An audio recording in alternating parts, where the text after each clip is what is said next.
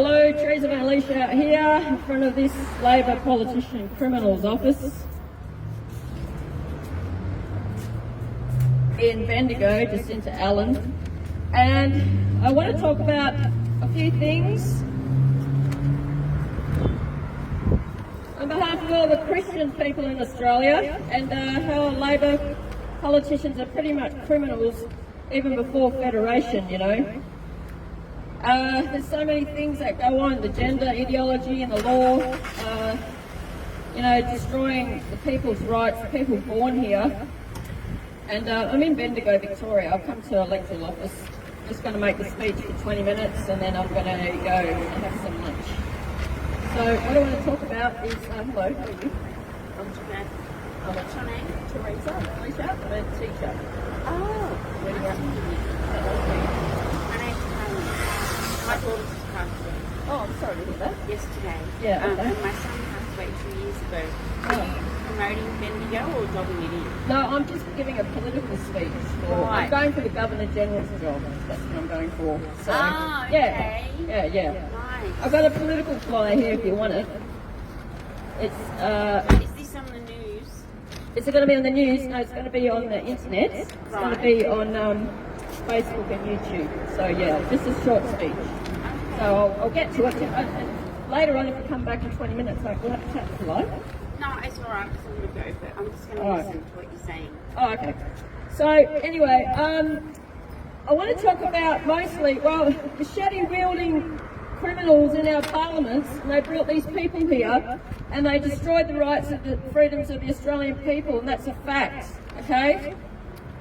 I'm going to read out some criminal charges, and I'm going to read out some details about the multicultural development of Australia. And as a teacher for 30 years, and I'm an Australian-born teacher, I wrote this big book last year. I published this big book about political and government corruption and women's rights and children's rights. First of all, I'll go through some of the laws, okay, about the push to become Australia to become multiculturalism. Now, it's all very fluffy and nice, and it's nice sounding and all this sort of thing, but actually what multiculturalism is actually, it's like conquering. It's a form of conquering, and it's a form of replacement democide, what I call replacement democide. Now, when I started teaching in the late 90s, 1996, and they were pushing it vigorously in the law and the schools, and I thought, if they keep promoting this, they're actually going to kill off the Australian-born people. You know that they murdered a lot of the Aboriginal people, Labor politicians and Liberal. And before Federation 1900, all the state parliaments were all full of mostly Labor politicians, like communists, atheists, and they had this globalist perspective. Anyway, in the 1970s it started, pretty much about 1973, under the Whitlam government, Labor Whitlam, and they created a multicultural society paper that was done by Al Graspy. He was a Labor politician, 1973. Then under Whitlam in 1975, they created the Racial Discrimination Act 1975. And 1977, the Australian Ethnic Affairs Council. And then Fraser came to power in 1975, and he was a Liberal national politician. So he pushed it as well. They all pushed it, and they pushed it, and they pushed it, okay? Fraser and Whitlam created the Racial Discrimination Act of 1975. Then in 1978, Fraser and the Liberal Nationals, they created the Australian Institute of Multiculturalism. And in that year, they also created, Fraser, that was Liberal Nationals, they created the SBS was created to promote multiculturalism in Australia.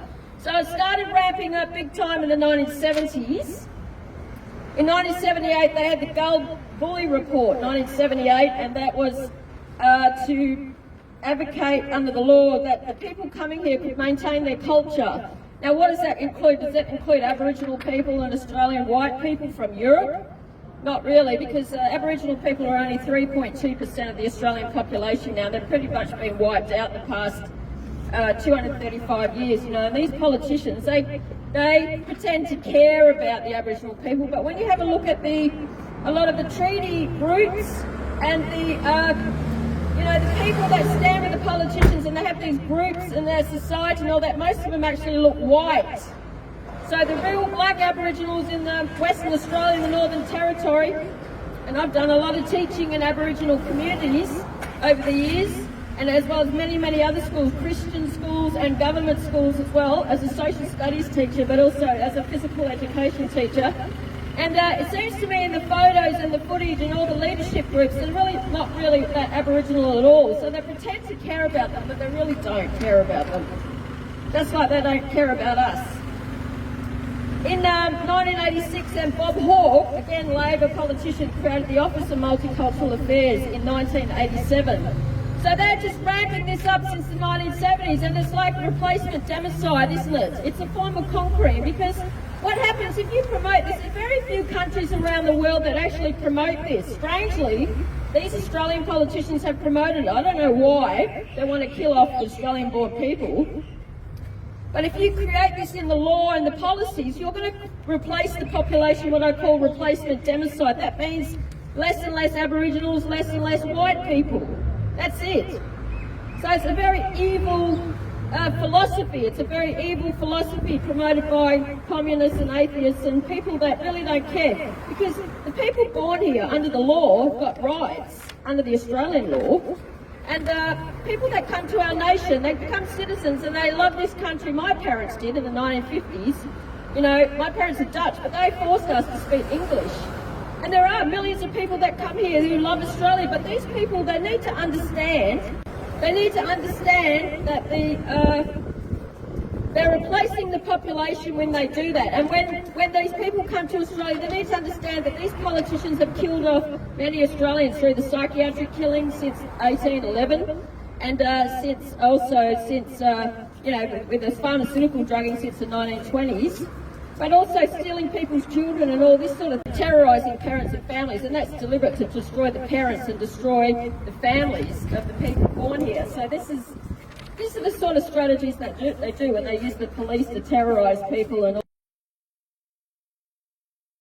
all this sort of thing, and that's a real, you know, a strategy of theirs. And when you confront them about this, when you want to talk to them about these sort of things, they just threaten people with the police. Like, they don't respect free speech. And even under the law, they're destroying free speech. So they say you can't talk about anything, you know, you can't talk about whatever you want, you can't discuss issues and talk about this group or that group or whatever.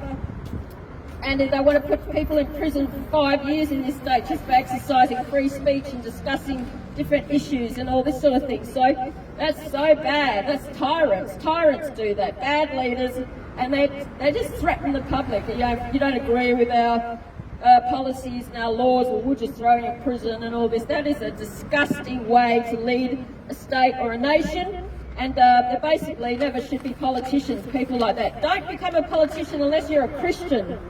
You know, only Christians make good leaders. You know why? There's so many reasons. So many reasons, because Christians can discern between good and evil.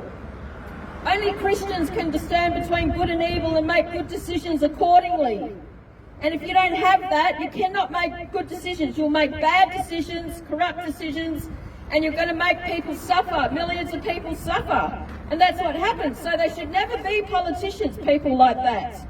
Why would you bother becoming a politician when you basically just destroy the people's rights, the people born in the nation? Why would you bother doing that? Why? There's no reason. You know, they can build all these buildings around the nation and all that, and all these buildings, and that's fine. Most of the buildings built since after the Second World War from the people that came from Europe. And but it's the way you treat people that makes you a good leader. If you're going to be a good leader, it's the way you treat people in society, you know. And if you speak in public, you don't need to go and stand in a cage like I witnessed the other day. I was pretty shocked, actually, in Melbourne. And I went there to see Pauline Hanson to give her my book, check that she received my book. And I was very shocked to see that those organisers had put her in a cage, and there are nearly 300 police there, 250 to 300 police, Flagstaff Gardens. Today's the 3rd of December, by the way. That was the 30th, that was Sunday, the 30th of November. And then they can protect any speakers. They're highly trained and they've got weapons and powers. They did that to humiliate that politician, you know that? Oh, we won't look after her, protect her physically, we'll just put her in a cage. I mean, that's just revolting and disgusting, isn't it? I was really shocked about that. It's taken me a few days to get over that. So if I'm the Governor-General under God Almighty, if that happens, and I'm walking freely and talking to people and visiting people and doing things, I'm not ever going to put myself in a cage. It's just ridiculous. Plus then they put 3 African men in the cage, reporters, and they were saying, to give this, it was just propaganda 101 to say, give this public image that, oh, she's not racist and all this sort of thing. And they had all cage and all the real Australians were all outside, not being able to talk to her or anything, but just taking photos. It was an absolute circus and treating the people like rubbish and like idiots. Now, you don't need to do that. Now, that was a contrived situation that should never have been done by those organisers to try to give a particular image to a person. And I would never have agreed to anything like that. Okay, I just want to go through some of the laws here, the criminal charges. Under Division 2 of the Crimes Act 1900 in Australia, Part 2, offences against sovereigns is a criminal offence. Do you know that? A sovereign is all the people born in a nation, whether it's Australia or Japan or Germany or the United States or, Zimbabwe. If you're born in that nation, you're a sovereign of that nation. Some of these excellent Commonwealth old laws, the Crimes Act 1900, Part 2, offences against sovereigns is a criminal offence. Part 3, Division 1, homicide, murder and manslaughter. You replace the population, you are killing off the Indigenous people. I'm just talking about people born here when I say Indigenous. That's the face of the whole nation has changed because of this. Division 2, conspiring to commit murder. Division 3, attempts to murder. Division 4, threats in writing. Division 5, aids and abets suicide.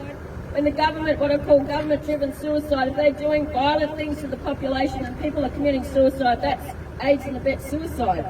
Division 6, acts causing danger to life, bodily harm. Forced government drugging does that. When you lock people up without trials for trivial reasons and all this sort of thing. Division 8 and 9, assaults on the people. Schedule 2, the Criminal Code Act 1995, Commonwealth, Section 80.1, Subsection 1, treason. Section 80.1, Subsection 2, assisting in treasonous offences. Section 268.47, genocide. 268.8, crimes against humanity. Murder. Section 268.9, crimes against humanity, extermination.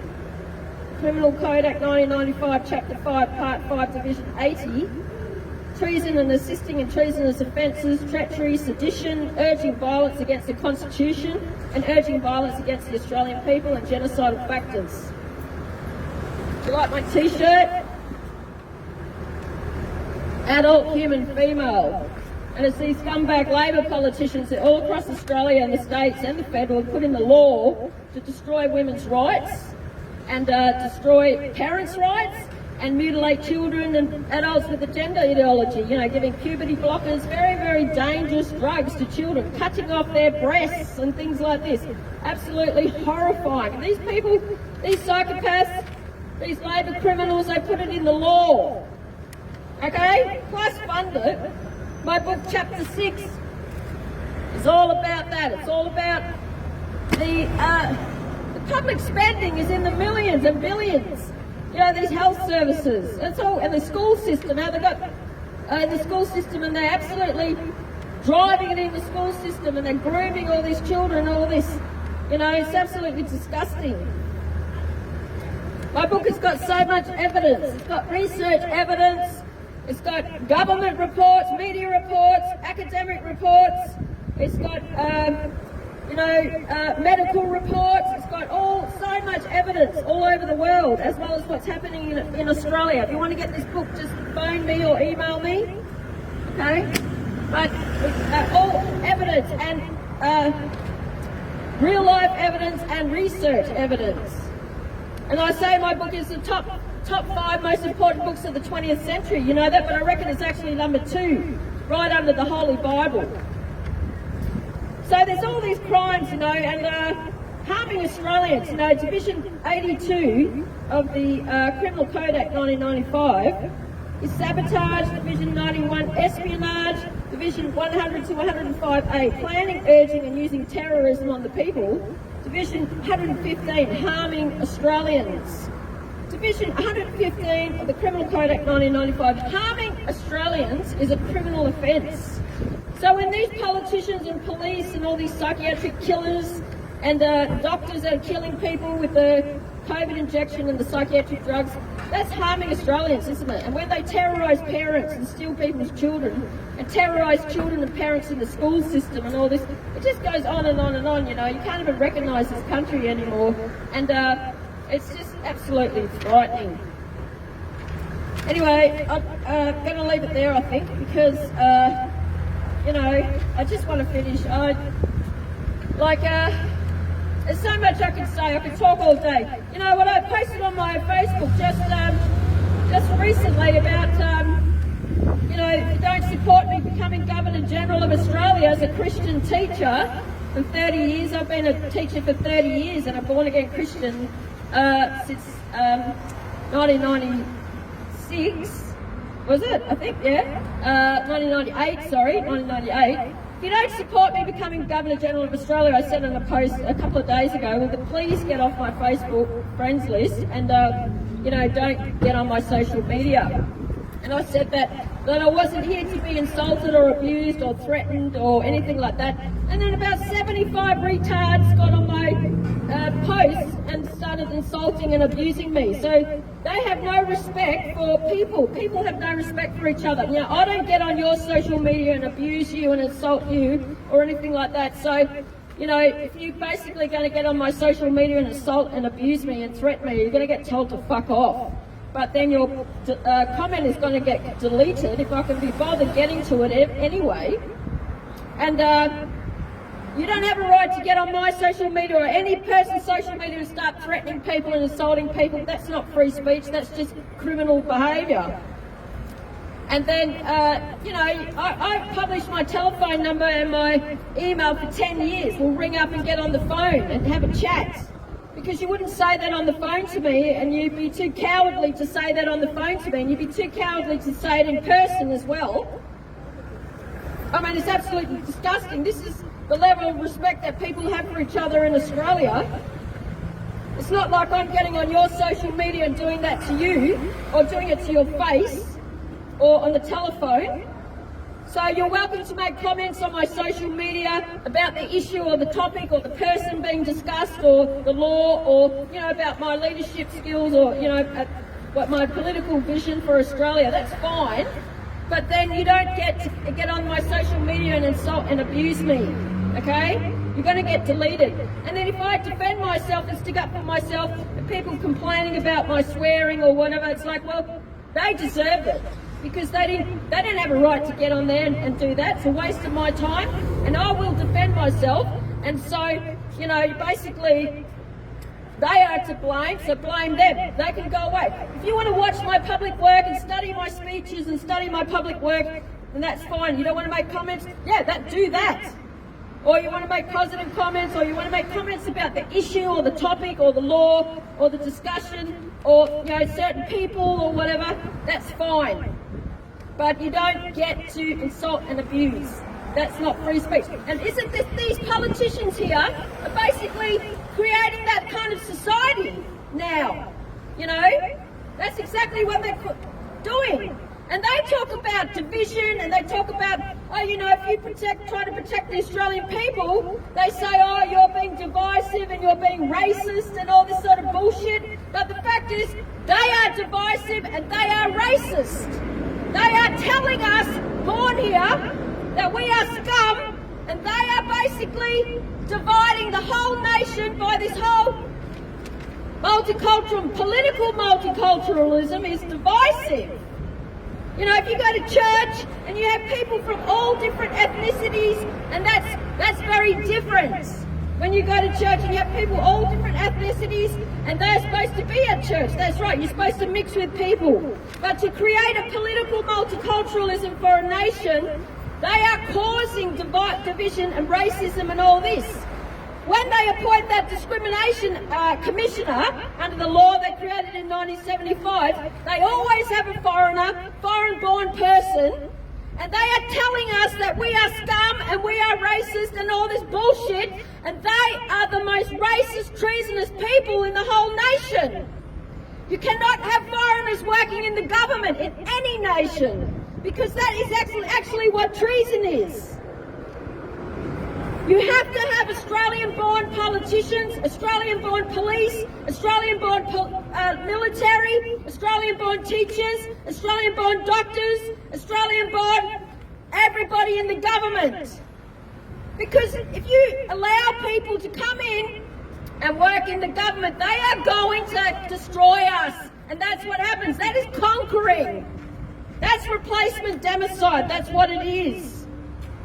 Okay? If I go and visit Japan, or I go and visit Italy, or I go to the United States, and I take a job in the government as a politician, or, you know, a doctor or a teacher, and I start telling those local people that they're scum, and they're racist, and they're bad, and all this sort of thing, that's evil to do that. I would never do that, and we would never do that. Australians don't do that. I did go to the United Kingdom about the year 2000 for 1 year to teach in the schools. I taught religious education there because I wanted to study the Christian education. They had it in the law in the United Kingdom, and then I wrote a book about it when I got back. That's very different.